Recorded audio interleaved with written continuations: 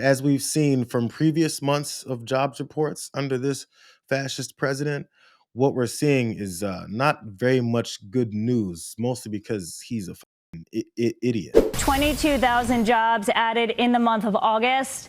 That was much less than the expectation of 75,000, guys. The July number was revised. I will get to revisions in a moment. Unemployment rate coming in as expected, 4.3%. So that would be higher than July's 4.2%. Again, 22,000 jobs added in August.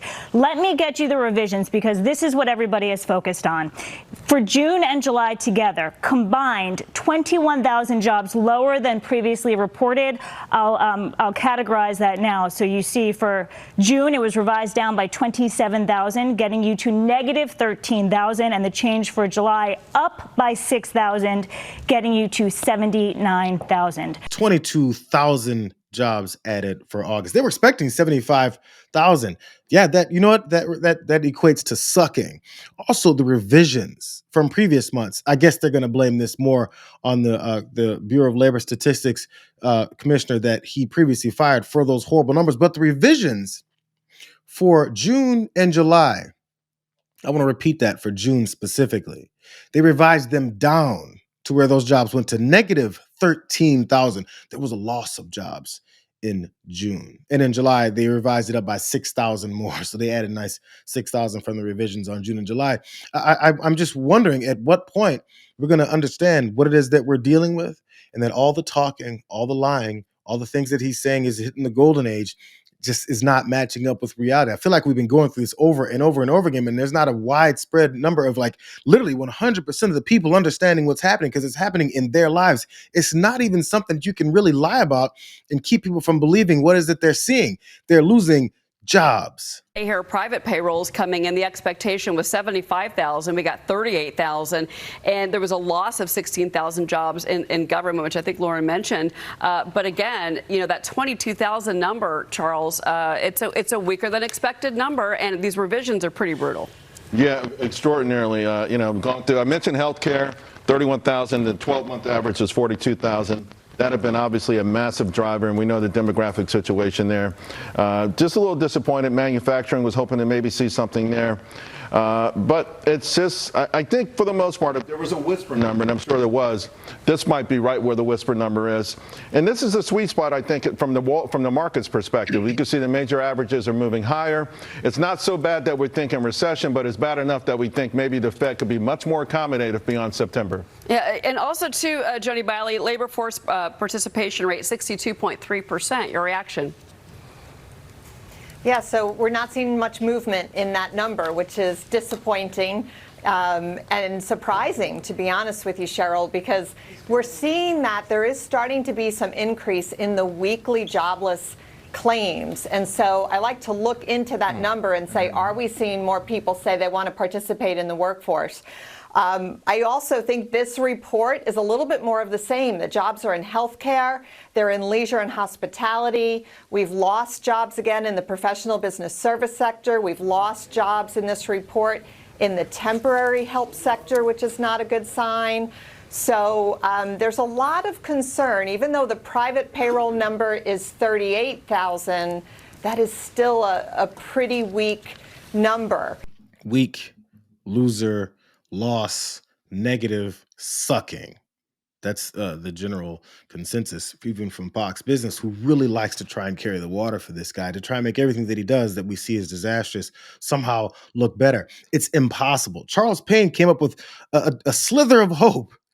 That slither of hope being, well, at least now that shit sucks, maybe at some point the Fed will start lowering some rates, because they'll do that once things suck. And they'll celebrate it like it's a great thing. I don't know if you guys know this or remember from before when he was firing the commissioner of the Bureau of Labor Statistics. They get these numbers before it actually is announced the day of. This is Donald Trump the night before at his oligarch meeting with all these billionaires that were giving him a couple dollars and some rubs on the chin for some influence. He already knows what the numbers are going to be right here when he's saying this. Tomorrow we have a jobs report coming out, the first since the BLS commissioner who you fired won't be there. A lot of people will be turning to you to see if you believe the data that's released. Can you commit to saying the data will be credible? The number, I don't know, they come out tomorrow, but The real numbers that I'm talking about are going to be whatever it is, but will be in a year from now when these monstrous, huge, beautiful places, the palaces of genius, and when they start opening up, you're seeing, I think you'll see job numbers that are going to be absolutely incredible. Right now, it's a lot of construction numbers, but you're going to see job numbers like our country has never seen before. Thank you very much. The real numbers will be whatever it is. I don't know what they'll be, but they're going to be a year from now. This is the guy who said we've entered the golden age. This is the guy who said we're the hottest country in the world. This is the guy who said my tariff policies have brought in $17 billion. I mean, $4 billion. I mean, $8 billion. This is the same guy who keeps telling you that you're having a great time, that the economy is wonderful. But then he just said these numbers are going to be here in a year from now. So what's going to happen to you from a year from now to then, when he's promising yet again, as he promised on January, 20th, 21st, when he came into office, that it was going to be wonderful. And that since then, it has been wonderful. Isn't it weird that now he's saying the wonderful, great golden era is going to start in a year? Speaking of liars, Howard Lutnick got off his knees long enough to go over on CNBC to say the same thing that Donald Trump was saying. This again is this morning, right before those numbers came out, and Howard Lutnick knew how much they were going to suck. See if you can recognize some of the similarities in the way that they tries to excuse this. What I'm asking is today, when we see those numbers, whether we should believe they're accurate. I think they'll get better because he'll take out the people who are just trying to create noise against the president. Take out the people trying to create noise. Let's get the accurate numbers, because this is going to be the greatest growth economy, right? 6 months from now, a year from today, as these trillions of dollars of plants and factories, you've seen all these pictures. They are just so many factories going in. The employment situation in America is going to be so impressive. Look, we've got 3% GDP growth. Nothing wrong with the growth we're going to have the rest of this year. But the Donald Trump economy, the explosive power of his tariff policy, his plants being built in America, to come home and build advanced manufacturing in America, when that comes starting 6 months from today to a year from today, you're just going to be impressed. I'm going to come on your show and I'm going to make you say, Donald Trump was right, and we are all impressed. 6 months to a year from now, things are going to explode. The factories are going to be wonderful. Can you believe how great things are going to be 6 months to a year from now? But still, they ask, should we trust these numbers? And the answer is consistent. We have to just get these people away that are making too much noise to trying to disrupt and take down this president. Man, it sounds like an adversarial group of people that hate this country and keep saying everyone in this country is against one guy, instead of realizing the one guy might just might be against this country. It's crazy how we keep listening to dumb like Howard Lutnick say that we're against Donald Trump when Donald Trump is obviously against us. And then they'll say, why are you so mad at Donald Trump? There's reality and there's propaganda. Propagandists are usually fascists. They want to lie to you about your reality while they create something else. Here's Kevin Hassett, another person that's working on Trump's finance and his economic plan. This, again, was a couple of days before these job numbers came out. Kevin Hassett's a worse liar than Howard Lutnick and Donald Trump. Listen to him stutter his way through this bullshit answer. Jobs report coming out next week, Kevin. You going to believe the numbers? There's a lot of work that needs to be done to make it so that the numbers are more reliable. The extent to which the BLS survey response rates hasn't improved and it made the data very unreliable with huge revisions is something that we need a new team to have a look at. But I think they'll be as good as they can be, but they need to get a lot better. That nervous ass laughter. Well, there's a lot of work still to be done before these numbers can be reliable. What kind of work? How about some direct follow-up questions? These are very simple ways. When, where, why, what, how? When is this going to happen? What kind of work still needs to be done, Kevin? I mean, everything is supposed to be instantaneous, remember? How are you going to do it since the job numbers were so unreliable? Speaking of people lying for this whole thing, Randy Fine, this piece of trash, I am glad that in this particular case, she pressed back on him. Kate Baldwin pressed back on him. And as he was talking about how we need to wait on these numbers, and I'm sorry, they're not always that reliable. We are going to have a big jobs report coming out, the August jobs report, in a little over, who knows what time it is anymore. It's 1:00 on CNN News Central. It will be coming out shortly, and we will bring it to everyone. When it does, are you going to believe the numbers? I'm gonna look at the numbers. Look, the people who put these numbers together are human, and they're fallible, and they make mistakes. And if you go back and you look how these numbers always get put out, and then they always get changed later. It wasn't that they make mistakes. The reason that the president kicked out the commissioner of Bureau of Labor Statistics was he said that they were faking it. They were cooking the books, which there's no evidence of that. So do you think? When the numbers are always wrong in one direction, you have reason to be suspect, and so there's no I evidence understand of that. What I can tell you is it's when more the businesses respond and give the information and submit and respond to the ask from the Labor Department, then they can adjust what they have. It's like I get more information, we can adjust the numbers. That's been happening from the beginning of time. Yes, there has been more variable. That's for a lot of reasons, which they say fewer businesses are actually responding to these surveys, but that doesn't mean they're cooking the books. Well, I think that when there's problems with methodology, sometimes it's intentional, sometimes it's not. But when the numbers are always wrong in one direction, there's reason to have.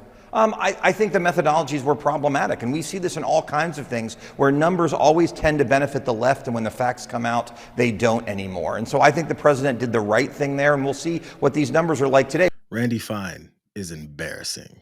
Anybody who he's supposed to be representing should get his ass out of Congress as soon as possible. The numbers are always leaning towards the left. I thought that we're not supposed to make this political. Every time anything is explicitly shown how bad this party is at literally everything, they've gotten even worse under this idiot president. But the methodology needs to change. What we need to do is fix it so that every time we see reality, because we keep seeing that the numbers are always in the wrong direction whenever we're f***ing things up. Every time they screw something up, why is it that the results are what's screwing you up rather than you screwing up the situation and causing those results? These are the least responsible and accountable people we've ever seen. Everything that they do wrong, it's someone else's fault. It's literally the numbers' fault. If they worked at McDonald's, bro, and they spilled the grease out of the fries cooker, they'd be like, man, that grease just doesn't like me. It keeps jumping out and popping me. I don't understand why it's doing it. Well, I mean, I couldn't mop the floors because that dirt that keeps piling up on the floors and causing disease and causing our customers to get sick because we drop the buns on the floor, the buns like to jump out of my hand. I don't understand why they're against me. What we need to do is we need to look at these buns and figure out why they're with me so much, rather than me being completely incompetent in everything that I do, and I screw things up on a normal basis, and we see the results behind it. And a matter of fact, before you even screwed it up, people that saw you with your butterfingers knew you were going to drop those buns. People that knew you had no idea how to work the grease fryer knew you were going to screw that up. And instead of us seeing those results and saying you're fired, you sorry piece of shit, instead their answer is, why are the results messing with me all the time? They never got past the 5-year-old stage of trying to put everything else on someone else when it's their responsibility. And we're stupid enough in this country to keep listening to them.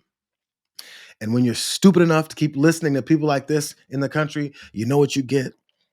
You get an authoritarian baby leader who has, again, someone like Howard Lutnick.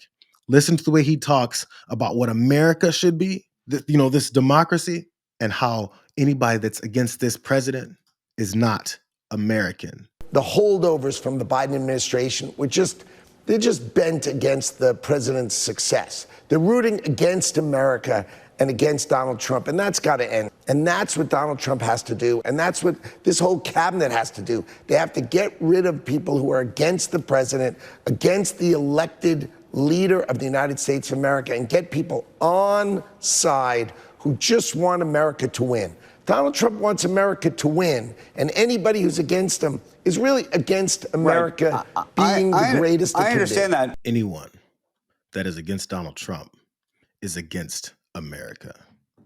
So if you're against Donald Trump and therefore against America, and then you have Joseph Goebbels and Stephen Miller behind him saying this Democratic Party is a terrorist group, are they fascists yet? And at what point are they going to start outlawing dissent?